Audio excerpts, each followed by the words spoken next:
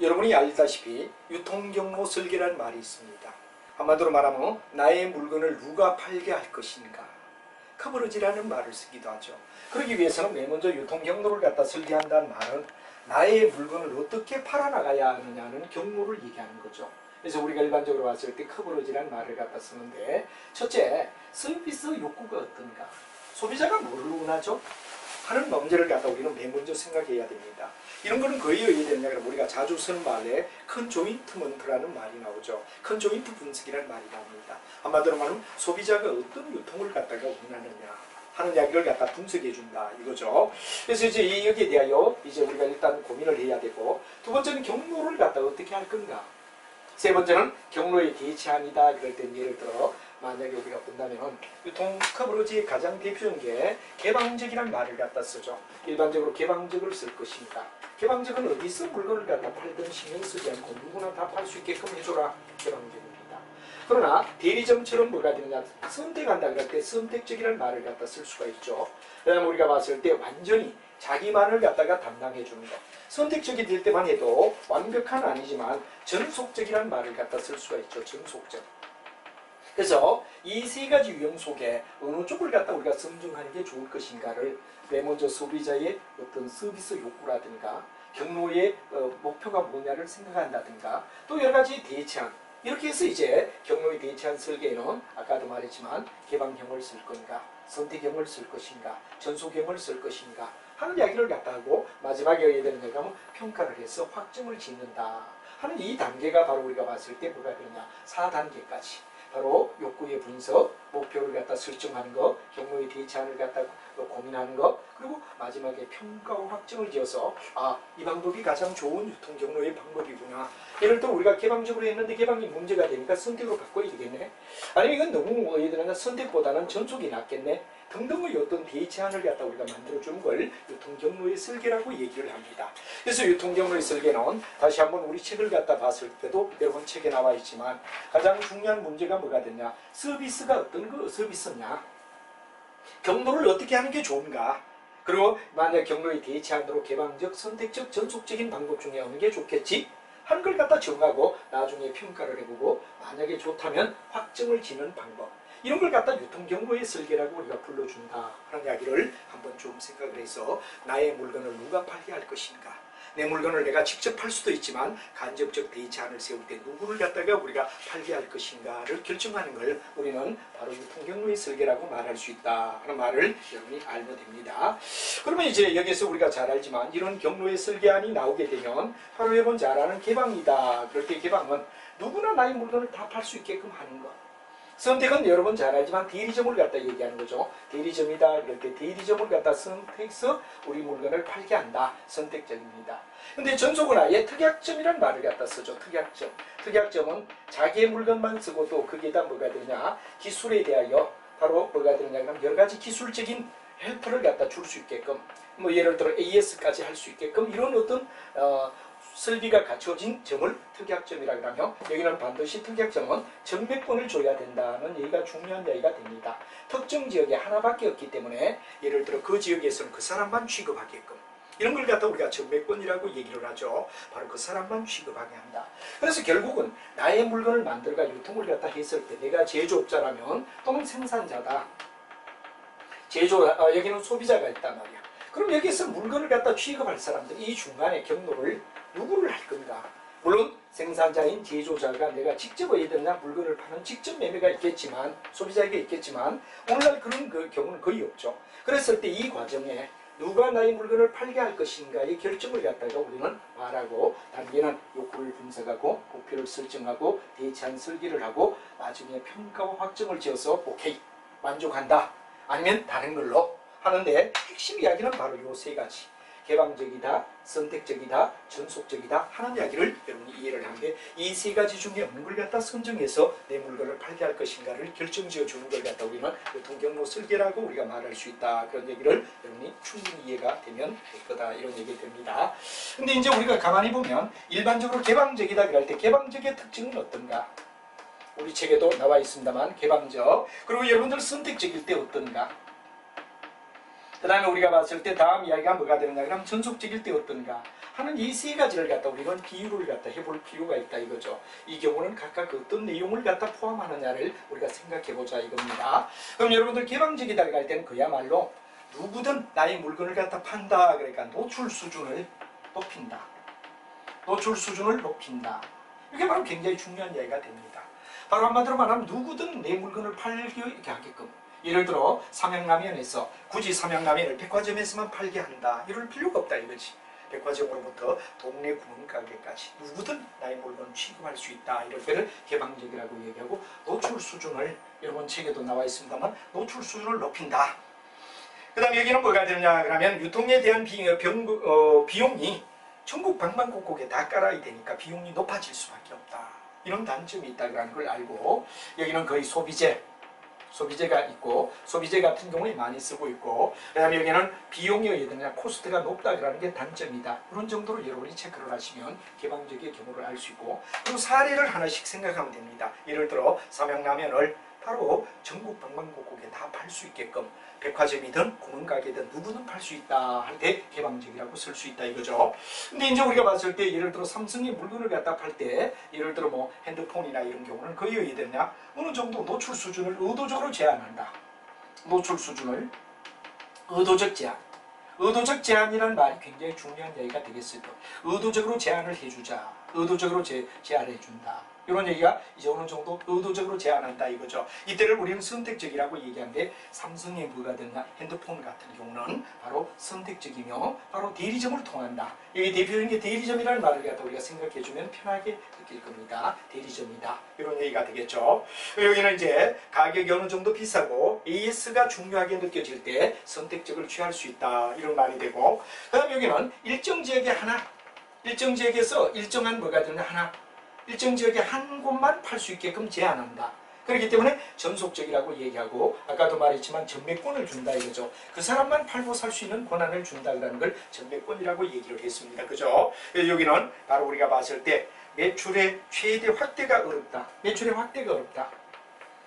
매출을 갖다 시키는데 매출 지역에 대한 확대가 해야 되냐 그러면 이제 제한적이다라는 게 한계점이라는 이야기를 하는데 여하튼 여러분 삼양라면에서 라면을 어디든 팔게끔 한다. 개방적이죠. 삼성의 핸드폰을 갖다가 지역마다 정해서 팔게끔 하는 대리점을 취하는 거 선택적이죠. 그다음에 이제 여러 가지 경상도 지역의 특약점, 경북 특약점, 경남 특약점 지역마다 한 곳만 어디에 되느냐 정하며 전매권을 주는 바로 전속적 PD라는 이야기가 나오는데 이 세 가지 중에 어느 걸 선택하느냐가 바로 유통경로의 설계가 되고 나중에 이 세 가지가 결정이 되어서 그 결과가 어떠냐를 봐서 평가를 하고 평가가 된 다음에 아주 좋다라는 오케이가 떨어지면 확정적으로 이끌고 간다. 그런 게 유통경로를 선택하는 설계하는 방법의 중요한 이야기다. 그런 이야기를 여러분이 알면 될 것 같습니다. 자 이렇게 해서 유통경로를 갖다 선정할 때 바로 나의 물건을 누가 팔게 하죠? 한 걸 제조자나 생산자가 고민을 해야 되고 세 가지 방책이 있고 순서는 이런 순서에 의하여 마지막 확정까지 짓는다는 걸 생각하시면 충분히 여러분이 이해가 되리라 생각합니다. 자 그 다음 이제 문제를 우리가 본다 그러면 그 다음 문제는 바로 여러분이 잘 알고 있는 내용이 어떠냐 하는 이야기가 되겠죠. 자 우리가 보면은 자 여기 한번 보죠. 다음 이야기는 물적 유통 경로 관리에서 자주 많이 쓰이는 이야기가 물적 유통이다. 물건이 흘러가는 과정을 갖다 우리는 물적 유통이라고 얘기를 하죠. 생산자가 물건을 생산해놓고 소비자에게 어떻게 흘러가느냐라는 그 과정이 바로 일종의 뭐가 되냐 바로 PD다. PD를 우리가 일반적으로 말하면 피지컬, 물적이라는 말이 되죠. 디스트리뷰션이 뭐가 되냐 그러면 바로 여러분들 분산이라는 얘기가 되죠. 그래서 우리는 약자를 따서 앞에 PD라는 말을 갖다 자주 쓰는데 물건의 흐름이다. 이 물건의 흐름은 제2차 세계대전 때 굉장히 중요했죠. 전쟁을 일으킬 때 바로 군인들이 먹을 식량이라든가 전쟁에 뭐가 되느냐 사용할 도구, 총, 칼 이런 대포 이것들을 이동하는 게 뭐냐 그런 물적 유통이었기 때문에 여기서 2차 세계대전은 바로 물류에 영향을 준 중요한 사건이었다. 이렇게 우리가 보고 물류의 발전이 2차 세계대전부터 굉장히 가속도로 발전하게 되었다. 그런 이야기를 여러분이 알아두면 되죠. 그래서 이런 거는 이 물류는 일종의 뭐가 되느냐 그러는데 하나의 아니라 생산자로부터 한마디로 말하면 원산지로부터 소비지까지, 사용지까지라는 말을 갖다 씁니다. 그 여러분 책에도 은산지로부터 소비지, 사용지까지라는 말이 나오죠. 여기에 속하는 여러 가지 흐름, 여기는 여러 가지가 있죠. 예를 들어 조달을 한다든가 생산을 하든가 또 배달을 한다든가 재고를 한다든가 하부활동, 이런 분야를 우리가 여러 분야라고 얘기를 하죠. 여러 분야. 이 여러 분야를 갖다 왜 되느냐? 그럼 총괄하는 게 뭐가 되느냐? 바로 물적 유통의 의미를 가지고 있다. 바로 물건이 생산자의 원산지로부터 시작해서 소비지인 사용지까지 흘러가는데 하나가 아니라 여러 가지가 있겠죠. 예를 들어 우리 책에서만 봐도 뭐가 됩니까? 주문을 하고 재고를 보유하고 보관을 하고 재고에 대한 검수를 하고 수송을 하고 이런 전체적 시스템, 이런 전반적, 전체적, 이 전체적 시스템을 갖다 우리가 일반적으로 뭐라고 하냐? 물류라고 얘기를 하더라. 한마디로 말하면 여러 분야는 뭐 여러 가지가 있겠죠. 예를 들어 뭐 조달을 한다든가 또는 재고를 갖다 관리한다든가 운송한다든가 분류한다든가 뭐 이런 등등등 수없는 많은 활동, 이게 바로 뭐가 되느냐? 전체적을 갖다 우리는 뭐라고 하냐? 물류라고 불러주고 있다는 이야기를 여러분이 알아두면 되죠. 근데 이런 물류가 옛날은 따로따로 흐르다가 현대 오면서부터는 통합물류다, 그런 말이 나오게 됩니다. 그래서 통합물류란 말은 인테그레이티드다, 그런 말을 쓰고 바로 일종의 여러 가지 뭐가 되느냐? 그럼 종합적이라는 말이 되죠. 종합이라는 말이 되고 통합이라는 말이 됩니다. 그래서 물류를 자기 혼자서 하는 게 아니라 바로 통합물류는 가능하면 뭐가 되냐? 유기적. 여기서 굉장히 중요한 유기적이라는 말이 되죠. 유기적은 바로 혼자서 물류 활동을 하는 게 아니라 바로 생산과 판매와 관계없는 관련되는 여러 종합적으로, 한마디로 유기적인 관계를 가지며 물류를 갖다 이끌어가자.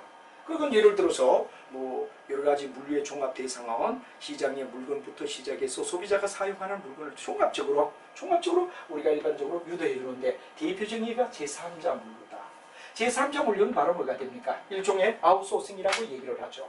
아웃소싱은 바깥에서 해야 되냐 그러면 아웃소싱이라는 말을 갖다 우리가 많이 쓰는데, 이 아웃이란 말은 바깥이라는 얘기를 갖다 우리가 얘기하죠. 아웃다. 그래서 우리가 일반적으로 뭐냐, 바깥에서 근원을 찾는다, 이런 말을 갖다 아웃소싱의 개념을 갖다 우리가 쓰는데, 이 말은 예를 들어 택배 회사를 얘기하는 거란 말이야. 그래서 오늘날은 뭐가 되느냐, 옛날은 자기가 물건을 만들어가 자기가 생산해서 자기가 생산하고 자기가 해야 되느냐 그러면 바로 배달을 했다 이거죠. 이걸 갖다 우리는 제1물류라고 얘기를 하더라. 그래서 우리가 일반적으로 제1물류를 뭐를 갖다 얘기하느냐, 자기가 생산하고 자기가 직접 배달 뭐가 됩니까? 택배 운송하는 거, 배달 운송을 갖다 담당하는 거, 이런 걸 갖다 제1물류라고 얘기를 했다 이거죠. 그러면 이제 제2물류는 뭐가 되냐, 여러분이 잘 알지만 제2물류는 생산은 자기가 하지만 생산은 자기가 하고, 그 다음에 여기 자회사란 말이야. 그럼 여기 뭐가 되느냐 그러면 자기 회사가 되고, 여기다가 또 왜 되느냐 그러면 요 자기 회사의 모회사가 있다면 자기 회사의 자회사를 만들어서 물류를 갖다가 배달하게끔 이끌어간든지, 아니면 바깥쪽에서 해야 되느냐 그러면 찾는다. 이 바깥쪽에서 근원을 찾는다 그러는 게 아웃소싱을 얘기하고, 택배라는 말을 갖다 우리가 쓸 수 있다, 이런 얘기가 대표적인 예가 되더라 이거죠. 그럼 이제 우리가 제3의 물류가 될 때는 3의 물류는 뭐가 되느냐 그러면 아예 공동으로 해야 되느냐 그러면 공동 작업을 펴자, 공동으로 같이 물건을 갖다 팔고 사자 해서 공동으로 회사를 갖다 만들어서 우리가 일반적으로, 또는 여기는 뭐가 됩니까? 우리가 전속적인 뭐를 갖다 만들면 택배를 갖다 전문적으로 둔다, 이렇게 될 때 우리는 공동으로 작업을 갖다 펴나가며 연합 전선 펼 때 사물류라 그랬죠. 사물류가 될 때는 아예 뭐가 되냐, 자기 회사가 있고 공동의 뭐가 되냐, 물류 회사를 만들자, 공동의 물류 회사를 갖다 만들자. 이래서 일물류가 바로 자기가 생산하고 자기가 바로 배달하는 형태를 일물류. 이 물류는 자기가 생산하며 자회사를 갖다 동원해가지고 배달하게끔 만드는 운수회사를 가지고 있다. 제2물류가 되죠. 아니면 아예 일시적으로 해야 되느냐, 이게 규모가 클 때가 있다면 규모가 적은 회사에서는 택배를 이용하는 거 제2물류란 말이야. 그럼 공동으로 작업을 해서 전속적으로 자기들 물건을 갖다 하는 전속적인 거, 이건 일시적이라 이렇게 되면 일시적으로 그냥 맡긴다면, 여기는 아예 전속적으로 계속적으로 물건을 갖다 맡길 회사를 선정하면 제3의 물류라고 얘기하죠. 그리고 제4물류는 아예 자기가 물건을 생산하고 공동 물류 회사를 갖다가 해야 되냐, 창업해서 같이 운영하자. 이게 제4물류를 얘기한다 이거죠. 이와 같이 물류가 수시로 시간이 지남에 따라 제3의 물류란 말은 독립물류 회사를 갖다 정해가지고 아예 이게 전속적으로 자기들의 물류를 갖다 맡아주게끔 하는 걸 우리는 제3물류라고 얘기한다 하는 이야기를 여러분이 알면 되겠습니다. 자, 그 다음에 이제 우리가 중요한 이야기는 물류의 보통 기관은 어떻게 연결이 되느냐 하는 이야기를 우리가 한번 보죠. 비교적 우리는 유통기관이다 그럴 때 물건이 흘러가는 과정 속의 유통에는 바로 여러분들 소매상과 도매상이라는 얘기가 나옵니다. 그래서 소매상과 도매상이 어떻게 되느냐를 한번 우리가 예를 한번 들어보도록 하죠. 자, 소매상은 거의 최종의 소비자와의 거래를 갖다 우리는 일반적으로 말할 때 소매상이다 이런 얘기를 씁니다. 바로 한마디로 말하면 최종의 소비자가 물건을 사게끔 하는 것. 도매상은 그 앞에. 예를 들어서 여러분에게 한 예를 들어봐라 이런 이거죠. 만약에 여기 병원이 있다 이겁니다. 병원에 뭐가 됐냐? 의사가 있다 이겁니다. 닥터가 있다 이거지. 그럼 여기 환자가 있다 이겁니다. 환자. 환자에게 줄 아스피린을 갖다 찾으니까 그날따라 없더라. 물론 그런 경우는 거의 없겠지만 예를 들어보자 이거죠. 그래서 여기 어디에 들었냐? 약국에 가서 여기 약국이 있단 말이야. 여기 약사가 있단 말이야. 그러면 병원의 의사가 간호사를 보내가 약국에 가서 바로 아스피린 일정을 갖다 어디에 됐냐 그러면 바로 샀다 이겁니다. 그리고 환자에게 이게 복용시켰다 이거지. 그럼 이때 우리가 중요한 이야기는 병원의 의사와 약국의 약사와의 관계는 무슨 거래냐 물으면은 아스피린 일정을 갖다가 우리가 예를 들어 1,000원 주고 샀다. 그럼 이걸 갖다 환자에게 먹였으니까 아스피린 일정이고 그럼 1,000원 줬으니까 이건 당연히 소매겠지? 하나니까 큰일 납니다. 바로 도매와 소매는 양이나 수량을 가지고 따지면 안 돼. 누구와의 거래죠? 한마디로 말하면 여기에 중요한 소매상의 개념은 B는 의계인의 이야기죠. 테일 그러면 취급하다죠. 그 다음에 ER이 붙으면 뭐가 되느냐? 사람을 나타낸단 말이에요. 그래서 우리가 일반적으로 R 다시 한번 테일 취급하다. ER 붙으면 사람. 그리고 원래 받은 물건을 다시 재취급한다. 그래서 소매상인데 이건 뭐냐? 최종의 소비자와의 거래. 최종의 소비자와의 거래만 우리는 뭐로 보죠? 소매로 봅니다. 리테일러로 봅니다. 그러면 소매를 위한 앞단계는 양이 적든 크든 무조건 뭐가 되냐? 도매다 그러면 무덕이라는 얘기가 되죠. 올이라는 이야기가 되죠. 올셀이라는 말이 되죠. 그래서 결국은 도매상이냐 소매상이냐 결정적인 이야기는 양이나 수량을 가지고 얘기하는 게 아니라 누구와 거래를 하죠? 바로 유통기관의 종류를 갖다 얘기할 때는 누구와 거래를 하죠? 후의 관점이 굉장히 중요합니다. 누구와 거래를 하죠? 최종의 소비자와의 거래한다. 무조건 이건 소매입니다. 그러면 소매를 위한 앞단계는 무조건 다 뭐로 봐야 되죠? 도매로 본다. 그러면 예를 들어서 우리가 일반적으로 봤을 때 이 생산자가 있단 말이에요. 수집기관이 있어. 중개기관이 있어. 그리고 분산기관이 있어. 최종의 소비자가 이렇게 간다. 이게 물건의 흐름을 갖다 나타내기 때문에 일명 이런 걸 갖다 우리는 PD라고 얘기를 하기도 하죠. 물건의 흐름, 물류라고 얘기합니다. 그럼 여기서 우린 이 앞에 최종의 소비자와의 거래하는 요구만 뭐로 보느냐? 소매로 봅니다. 그러면 이 소매를 위한 앞단계는 무조건 다 뭐가 되죠? 그건 도매입니다. 그러니까 최종의 소비자가 누구죠? 그 사람과 거래하는 것만 우리는 뭐로 보느냐 그러면 소매로 보죠. 여기 바로 우리가 중요한 이야기는 바로 그겁니다. 최종 소비자와의 거래하는 요 사람만 소매로 보고 그 앞단계는 뭐로 봐야 되죠? 수집도매상, 중개도매상, 분산도매상 다 도매사이다.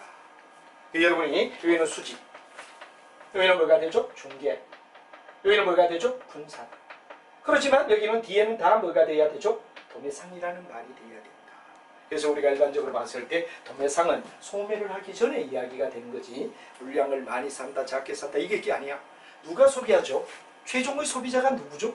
이 최종의 소비자와의 거래하는 놈만 소매로 보고 그 앞단계는 무조건 다 도매로 봐야 된다는 거.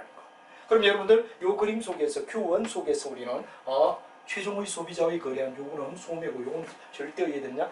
한양 아스피린 일정 샀다 1,000원 줬다 그러니까 소매로 보면 안 된다 그러는 거. 이걸 여러분이 알아두는 게 첫 번째 답으로 중요한 이야기가 될 겁니다. 그럼 두 번째 Q를 갖다 놓는다면 소매수와 도매수 중에 어느 쪽이 많죠? 이렇게 여러분에게 묻습니다.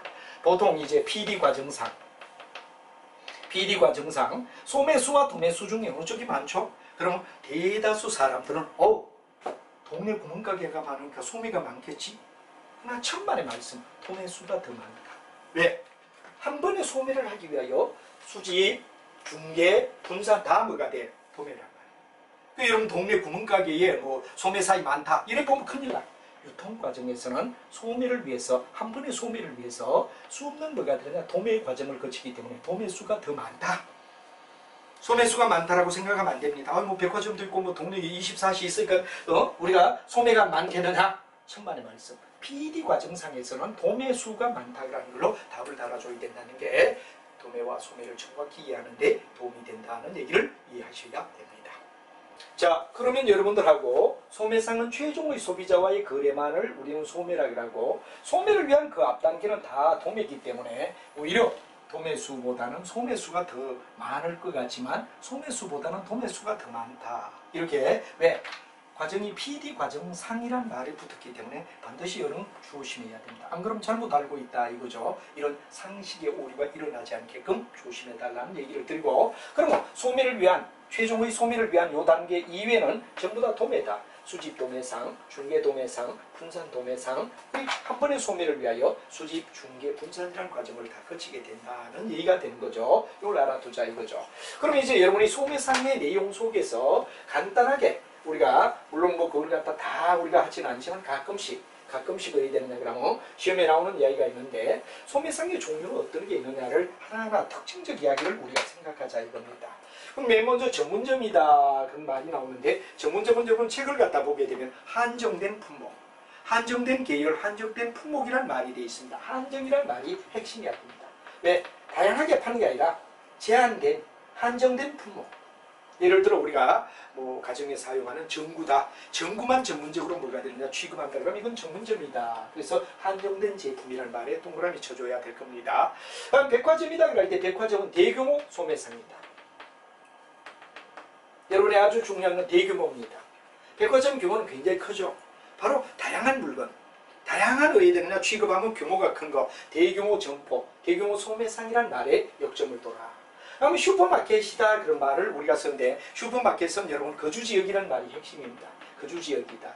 거주지역에 있는 뭐냐가 마켓을 슈퍼마켓이라고 우리가 불러준다 하는 얘기가 되죠. 그 다음에 할인점이다 그럴 때 할인점은 박리담입니다. 박리담.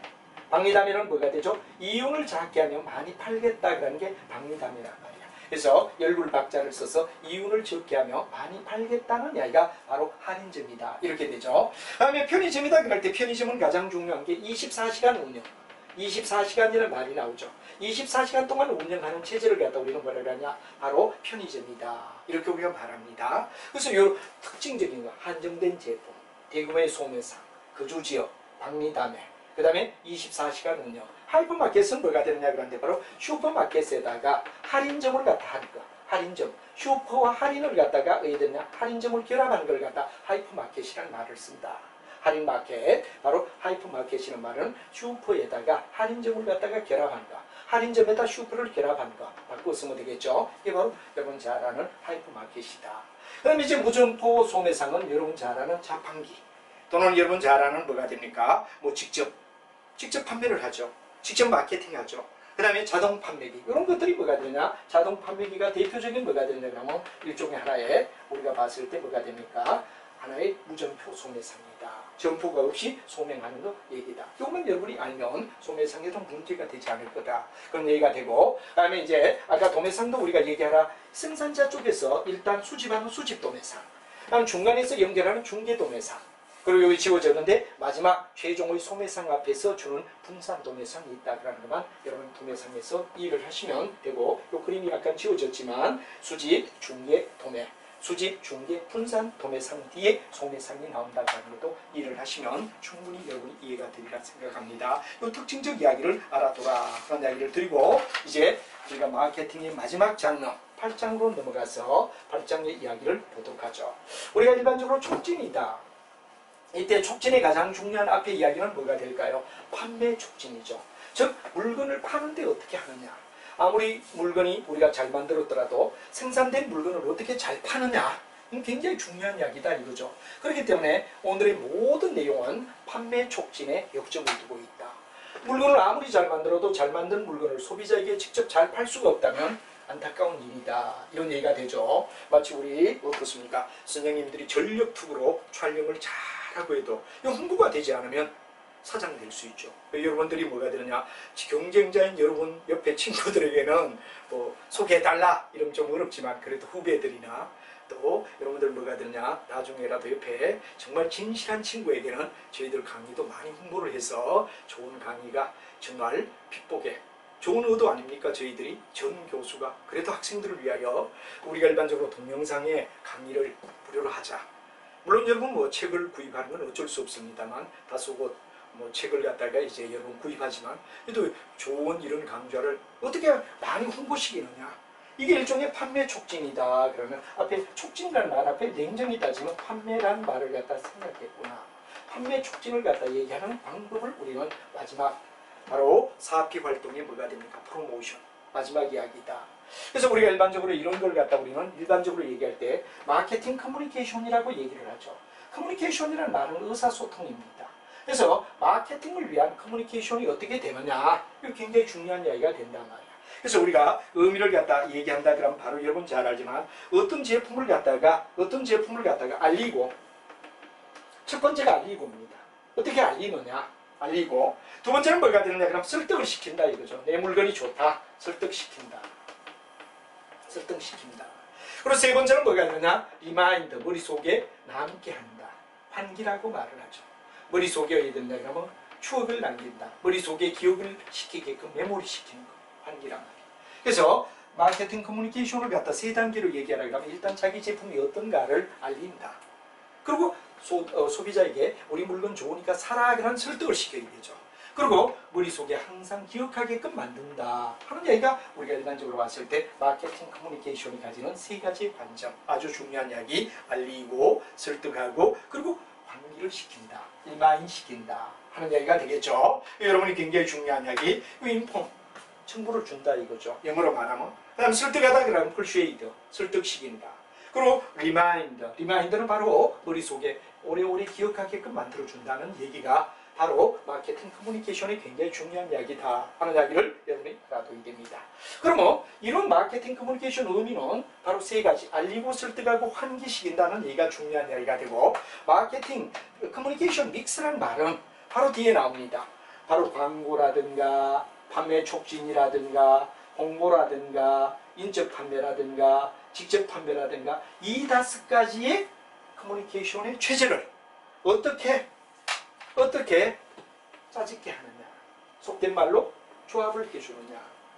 예를 들어서 광고를 얼마 하고 판매 촉진을 어떻게 시키고 홍보를 어떻게 하고 인적 판매를 어떻게 시키며 직접 하느냐, 이걸 갖다 어떻게 적절하게 믹스를 시켜줄 것인가 하는 게 바로 커뮤니케이션 믹스라는 말을 갖다 우리 쓰는 겁니다.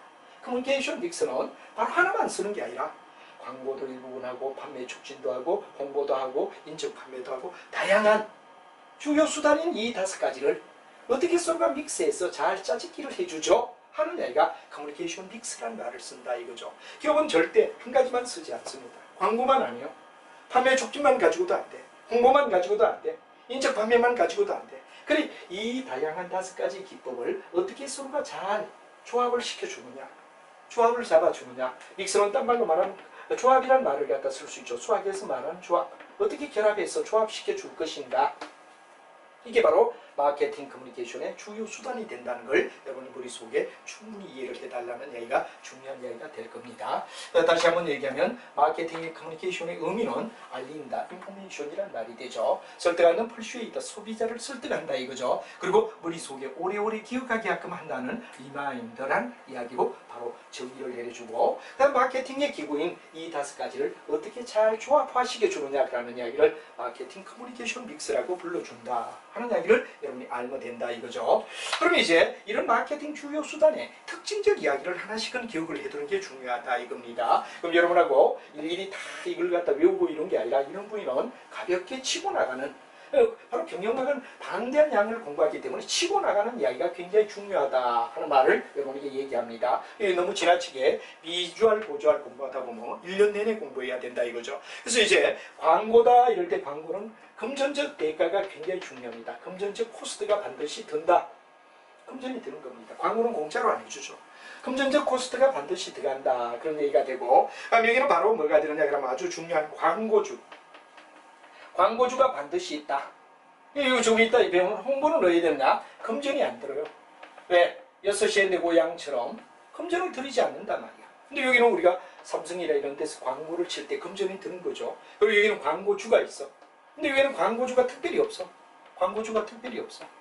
그럼 여기는 지속적인 광고를 갖다 쳐준다면, 지속적이라고 얘기하면 여기는 뭐냐? 일시적으로. 한 번 정도 예를 들냐? 유서에서 일종의 유서형이라고 얘기하죠. 유서처럼 쭉 보내주는 거. 이게 홍보가 된다. 그래서 굉장히 중요한 얘기는 이 두 가지를 대비하는 것부터 여러분이 알아야 된다. 광고는 금전적 대가를 치르지만 여기는 금전적 대가를 치르지 않는다. 광고주가 따로 있다. 여기는 광고주가 없다. 지속적으로 간다면 여기는 일시적 유수형입니다. 그런 말을 여러분이 알아두면 되죠. 이제 우리가 중요한 판매 촉진의 경우는 뭐가 되냐 그러면 소비자에게 다양한 자극, 아주 중요한 게 다양한 자극책입니다. 다양한 자극책. 자극책이라는 말이 굉장히 중요하죠. 예를 들어 백화점의 박앤세일 왜 하죠? 판매 촉진을 위해. 다양한 자극의 자극책이란 말이에요. 1+1의 제도, 이것도 뭐가 되죠? 그렇죠. 이것도 바로 다양한 자극책이란 말이에요. 여러분들 24시 같은 데 가면 거의 뭐 우리가 봤을 때 이 자극책, 다양한 자극책을 썼는데 1+1, 1+2, 뭐 별별 걸 썼는데 이거 다 판매 촉진을 위한 다양한 자극책이다. 또 백화점 박앤세일 이런 거 다 판매 촉진의 방법이다 하는 이야기가 되고, 인적은 판매원입니다. 예를 들어서 우리가 대표적인 이야기가 뭐가 되죠? 화장품 회사에서 화장품을 아줌마들에게 직접 방문 판매하게 하는 거. 얘는 굉장히 중요한 게 인적 판매는 비용이 많이 들죠. 왜? 아줌마들이 그래도 생활비를 줘야 되기 때문에 인적 판매는 뭐가 되느냐? 만남을 통하여. 인적 판매 가장 중요한 건 미팅입니다. 그래서 우리가 일반적으로 완성도가 높다. 뭐 아침 오전 내내 화장품을 팔기 위하여 어느 집을 방문해가지고 해야 됩니까? 아줌마들이 모여가지고 계속 뭐 여러 가지 뭐 이야기도 나누면서 정보도 주고, 그러니까 하는 거의 인적 판매는 뭐가 되죠? 완성도를 높여준다는 거. 미팅의 만남이 되고, 우리가 일반적으로 봤을 때 여기서 홍보하죠. 중요한 인적 판매는 바로 해야 되느냐 그러면 바로 우리가 일반적으로 봤을 때 성사를 시킬 때 1대1 만남, 그렇죠? 1대1 만남. 이런 게 인적 판매 아주 중요한 이야기가 된다. 그런 이야기를 알아야 됩니다. 다음에 직접 판매는 왜 해야 되느냐 그러면 이제 우편 판매. 여러분들 우편으로 우리가 파는 거. 인터넷. 우리 지금 어디 됩니까? 동영상 같은 거 인터넷 시대죠. 여러분과 저의 만남은 직접 마케팅이라고. 그 다음에 또 여러분 잘 아는 뭐가 되냐? 전화. 전화로 우리가 말하는 텔레마케팅. 이런 것들은 전부 다 뭐가 되느냐? 직접 마케팅에 속하며 바로 의사소통이 전화, 팩스, 이메일, 인터넷 뭐 등등등등. 이건 뭐가 되느냐? 직접 마케팅이다. 그래서 바로 촉진의 개념으로 알아둬야 하는 것 중에 중요한 얘기는 이 5가지. 이 5가지를 어떻게 적절히 섞어 나가죠 하는 걸 커뮤니케이션 믹스라고 불러준다. 그런 이야기와 그 다음에 광고 그럴 때는 금전적 비용이 들며 광고주가 있고 지속적이다. 알아두세요. 그 다음에 판매 촉진은 다양한 자극적으로 백화점 박앤세일 1+1 이런 거 기억하요. 홍보는 바로 뉴스에 나오긴 나오는데 돈을 내는 게 아니라 예를 들어 6시에 내 고향 어느 또 시장을 갖다 경기를 해서 홍보해주는 이건 전부 다 뭐가 되느냐? 홍보란 말이에요. 홍보. 그 얘기는 왜 되느냐? 비용이 들지 않는다. 뉴스형이다. 광고주가 없다 이거죠. 다음에 인적 판매는 판매원이 있고 미팅을 갖다 만나고 완성도가 높고 1대1의 만남을 갖다 나타내는 화장품 같은 경우에 우리 방문 판매하는 아주머니들 이건 전부 다 인적 판매다 이거죠. 그 예를 들어 직접 판매는 우편 판매라든가 인터넷 판매라든가 전화라든가 여러분과 제가 지금 만나는 이야기도 이건 뭐가 되느냐 그러면 직접 마케팅이다. 이렇게 우리가 얘기할 수 있는데 이 5가지. 이 5가지를 어떻게 적절히 섞어 나가죠? 커뮤니케이션 믹스라고 말하지.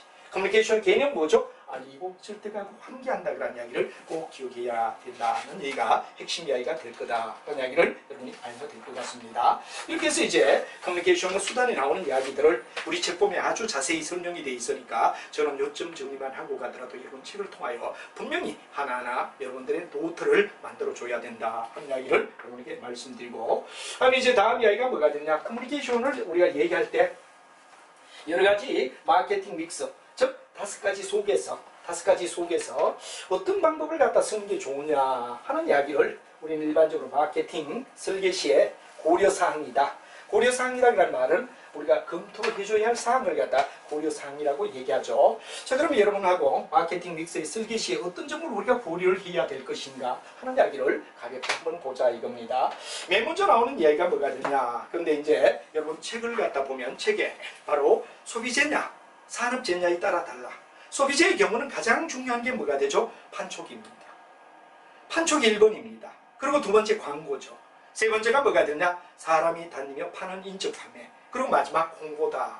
소비재의 경우는 굉장히 중요한 게 판매 촉진의 방법이죠. 1+1, 백화점 바겐세일.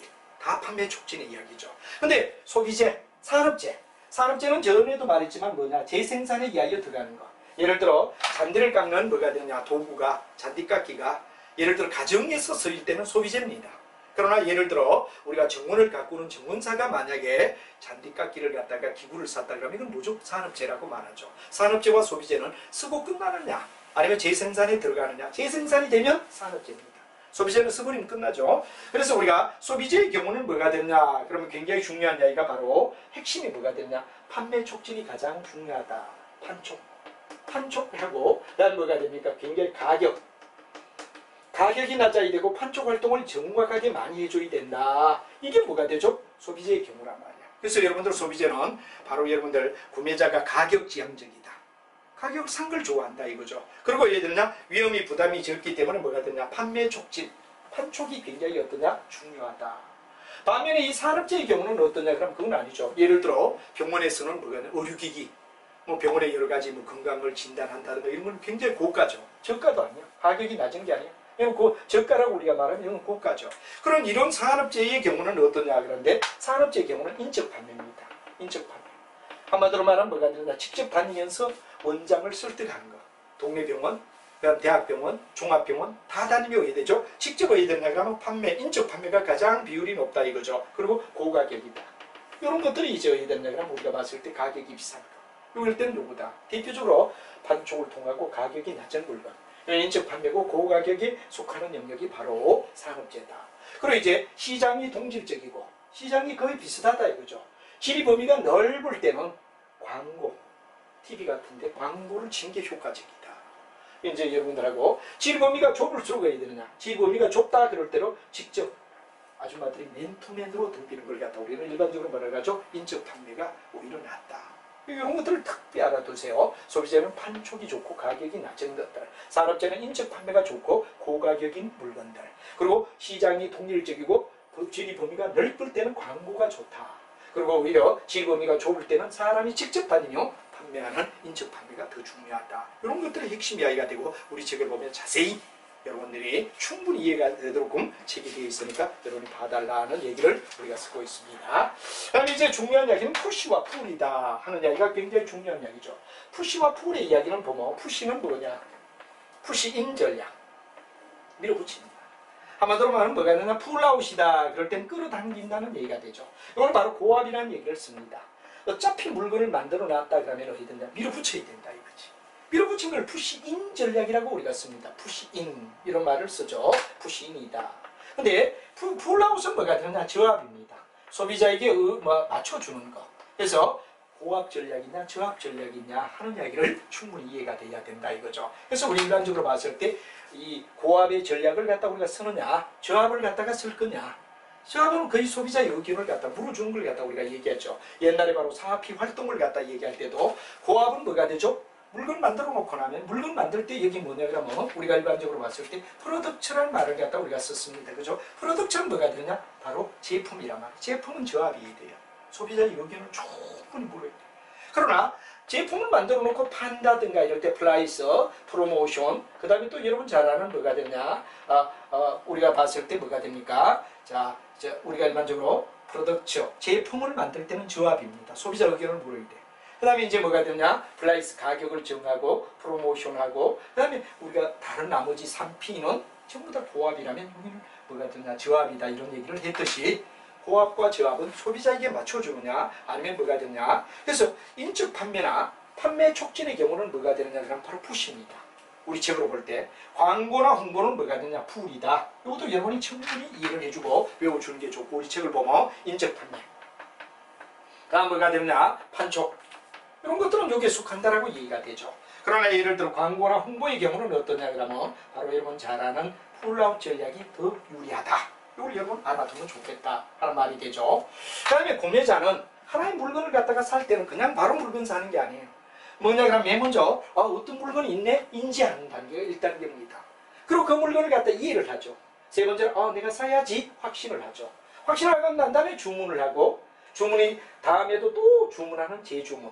그래서 구매자의 변화의 단계는 인지, 이해, 확신, 주문, 재주문의 단계를 거치게 된다 하는 이야기가 바로 구매자의 뭐가 되느냐 하면 중요한 바로 내용이다 하는 이야기를 여러분이 알면 될 것 같습니다. 그래서 이제 여러분 도표 속에서 그 내용을 이해를 해달라는 얘기가 중요한 이야기가 된다 그런 얘기가 되고, 그다음에 도입기는 광고 홍보가 중요하다. 성장기는 바로 판매 촉진이 중요하고 구전 효과가 중요하다. 그 다음에 성숙기가 될 때는 판촉이나 광고나 인적 판매 순수로 하는 게 좋고, 쇠퇴기가 될 때는 천천히 광고 홍보를 축소하려고 노력해야 된다는 이야기도 나와 있는데 이해를 하시고, 마지막에 이제 여러분이 중요한 이야기는 뭐가 되느냐 그런 얘기가 되는데, 바로 핵심 이야기가 바로 이런 얘기가 될 것 같습니다. 바로 우리가 봤을 때 뭐가 되느냐, 광고를 어떻게 우리가 추진하느냐 하는 이야기가 중요한데, 광고에는 내용은 상품 광고하나 기업 광고하느냐, 대상에 따라 소비자를 할 거냐, 거래업자를 할 거냐, 전문할 건가, 생산자를 할 건가.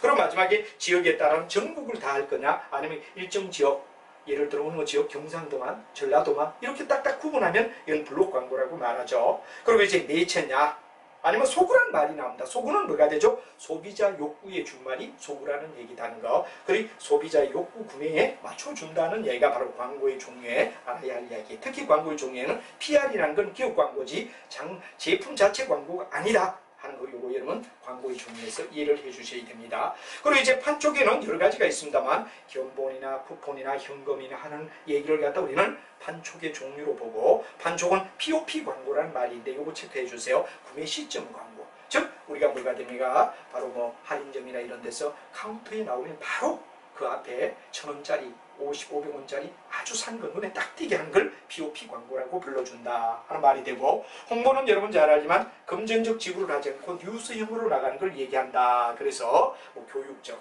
뉴스형, 그리고 즉시성은 떨어지지만 이제 반복이 불가능하다, 비용이 안 든다 이런 것들인데 뭐 그런 걸 홍보라 그런다 그런 얘기를 알아두고, 그다음에 인적 판매는 우리가 직접 해야 되죠. 화장품을 갖다 어느 지역에 가서 판다, 구매 대상자를 직접 만나가 직접 면담한다 그럴 때 있고, 얘는 융통성과 집중성과 완결성이 있고, 높은 비용과 그 다음에 왜?